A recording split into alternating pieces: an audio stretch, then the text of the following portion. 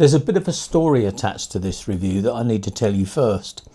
I'm due to review a Spanish cycling holiday base in November. Now, their associated bike hire company said they wouldn't charge me for the very nice Bianchi I'll be using, but they did ask if I'd mind reviewing the Cycling Radar that they will also lend me.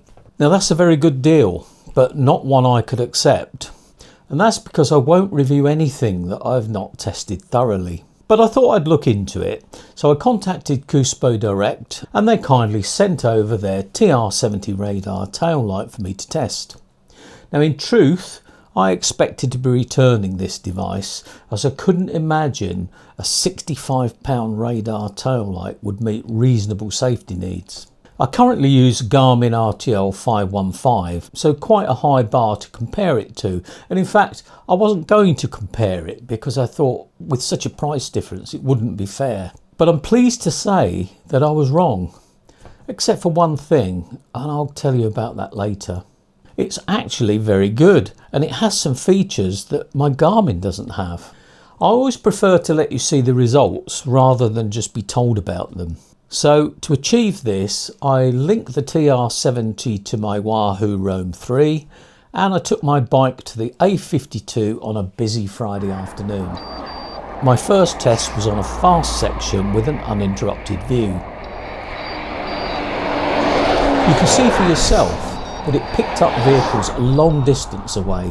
What I particularly like is the audible warning when traffic is detected and again when it is about to pass. Now, I didn't measure the distance, but it looked close to the 140 metres claimed range. Of course, these tests were on a straight, but because this radar has a 40-degree beam spread, it will pick up vehicles coming around a bend early. You'll notice that the strip on the right of my Roam 3 changes colour according to the speed of the vehicle. Fast would be red and amber for all others. It then returns to green when the road behind is clear. Before I come to the features, some of which surpass my Garmin, I'll mention the one weakness I could find. As someone who is often passed by other cyclists, it's vital for me to know when a fast cyclist is approaching silently from behind. The Garmin works very well in this respect, but not so the TR70. It did pick up cyclists, but not consistently. And if this is important to you, then I recommend paying twice the price for a Garmin RTL 515.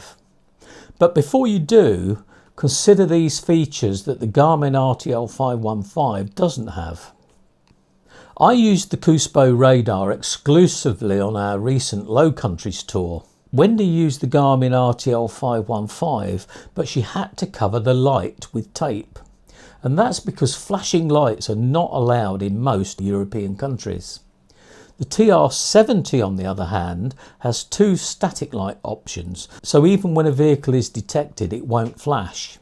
And to achieve this, you just change this setting inside the app, and it means that when you're out of Europe you can switch it back onto flashing mode again. As well as the static light mode, there's a variety of flashing modes as well as the radar only mode. Now, in daylight I prefer the radar only mode, and that's because apart from power saving, you'll get 40 hours on this setting, it lights up when a vehicle is detected, which does seem to alert drivers that they've been detected by something. Now, if you're anything like me, you'll switch the radar off at a cafe stop, because otherwise the thing's beeping all the time as people walk by. But then I often forget to turn it on again and I've got to stop and switch it on. This is a thing of the past with the TR70 as it goes into standby mode after 3 minutes of inactivity. And it leaps back into life when you mount up again. Another useful feature is a brake light. Of course, there's no substitute for letting a rider behind know that you're slowing or stopping. But the brake light can be useful in letting a vehicle driver behind know that you're slowing.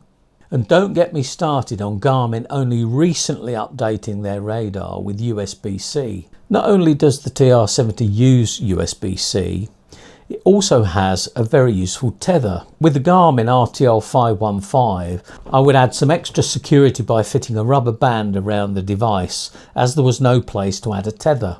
The TR70 is supplied complete with a tether that is even elasticated, so I can secure it easily by stretching it over my seat posts. And in my case, it fitted to my existing Garmin mount with just the need to turn the centre 90 degrees. And if you don't have a Garmin type mount to mount it to, the kit comes with the mounts you'll need to fit to the seat post. And these include one for a D-shaped seat post. And finally, the build quality doesn't appear to be any different to the Garmin product. It feels quality, it doesn't feel at all cheap, but there is also an app that allows the device to be programmed, and you can use it to record your rides and receive alerts.